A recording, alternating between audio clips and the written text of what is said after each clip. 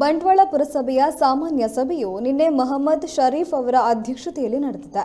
ಪುರಸಭಾ ಸಭಾಂಗಣದಲ್ಲಿ ನಡೆದ ಈ ಸಭೆಯಲ್ಲಿ ನಗರ ಸ್ಥಳೀಯ ಸಂಸ್ಥೆಗಳಲ್ಲಿ 2021-22ನೇ ಸಾಲಿನಿಂದ ಆಸ್ತಿ ತೆರಿಗೆಯನ್ನು ಚಾಲ್ತಿ ಸಾಲಿನ ಮಾರುಕಟ್ಟೆ ಮಾರ್ಗಸೂಚಿ ಬೆಲೆಯ ಆಧಾರದಲ್ಲಿ ಖಾಲಿ ಭೂಮಿಗೆ ತೆರಿಗೆ ವಿಧಿಸುವ ಸರ್ಕಾರದ ಆದೇಶಕ್ಕೆ ವಿರೋಧ ವ್ಯಕ್ತಪಡಿಸಿದ ಬಂಟ್ವಾಳ ಪುರಸಭೆಯ ಸದಸ್ಯರು ಯಾವುದೇ ಕಾರಣಕ್ಕೂ ಈ ಕುರಿತು ನಿರ್ಣಯ ತೆಗೆದುಕೊಳ್ಳಬಾರದು ಎಂದು ಆಗ್ರಹಿಸಿದ್ದಾರೆ. ಕಂದಾಯ ತೆರಿಗೆ ಬಗ್ಗೆ ಉಂಟಾದ ವಿರೋಧಕ್ಕೆ ಸಂಬಂಧಪಟ್ಟಂತೆ ಮುಂದೆ ವಿಶೇಷ ಸಭೆ ಕರೆಯುವುದಾಗಿ ಅಧ್ಯಕ್ಷರು ತಿಳಿಸಿದರು.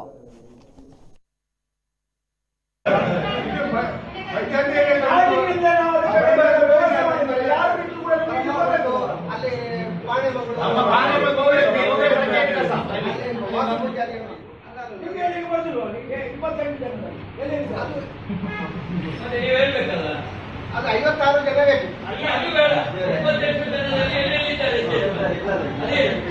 ಬೇಕು. ಅಲ್ಲ 22 ಜನ ನಮ್ಮ ಗುರಿಡದಲ್ಲಿ ಪಂಪ್ ಹೌಸಿಗೆ ಸೇರಿ ಎಲ್ಲ ಸೇರಿ ಆಗಿಲ್ಲ. ಈಗ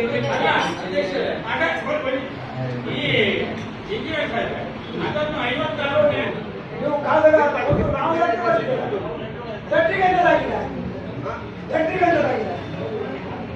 ನಾಳೆ ಬೀಜೊಳಗೆ ನೀರಿಲ್ಲದ್ರೆ ಯಾರು ಮಾಡಿ? ನಾಳೆ ಬೀಜೊಳಗೆ ನೀರಿಲ್ಲದ್ರೆ ಯಾರು ಮಾಡಿ?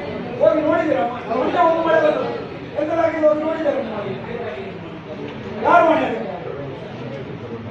ತಾಲೂಕು ಆಫೀಸ, ಸರ್ವೇಯರ, ಮುನ್ಸಿಪಾಲಿಟಿಯ, ಒಳಚರಂಡಿಯವರ ಯಾರು ಮಾಡಿ? ನಮ್ಗೆ ಅದು ಆಗ್ತದೆ. ನಾಳೆ ಬೀಜೊಂಡಲ್ಲಿ ನೀರಿಲ್ಲ, ನಾನೀಗ ಬೀಜೊಂಡಲ್ಲಿ ನಮ್ಗೆ ಕೂಡ 50 ಮೂರು ಬರ್ತದೆ. ಯಾರು ಮಾಡಿ? ಮುನ್ಸಿಪಾಲಿಟಿ ಸ್ಥಳೀಯ ಸಂಸ್ಥೆ, ಇದು ಒಂದು ಸರ್ಕಾರವೇ. ಈಗ ಸರ್ಕಾರ ನಮಗೆ ಇದು ಪಾಸ್ ಮಾಡ್ಲೇ ನಿರ್ಣಯ ಮಾಡ್ಲೇಬೇಕಂತ ಹೇಳಿದ್ರೆ ನಾವು ನಿರ್ಣಯ ಮಾಡದಿದ್ರೆ ಏನಾಗ್ತದೆ? ನಿಮ್ಮಿಬ್ಬರ ಮೇಲೆ ಶಿಕ್ಷೆ ಮಾಡ್ತಾರೆ. ಅವರಿಗೆ ಯಾವ ರೈಟ್ಸ್ ಇದೆ ಸರ್ಕಾರಕ್ಕೆ? ನಾವೆಲ್ಲರೂ ಜನರ ಪರವಾಗಿ ಜನರಿಗೆ ಆಯ್ಕೆಯಾಗಿ ಬಂದವರು, ನಾವು ಜನರ ಪರವಾಗಿ ಮಾತಾಡ್ತೇವೆ. ಸರ್ಕಾರದ ವಿರುದ್ಧ ನಿರ್ಣಯ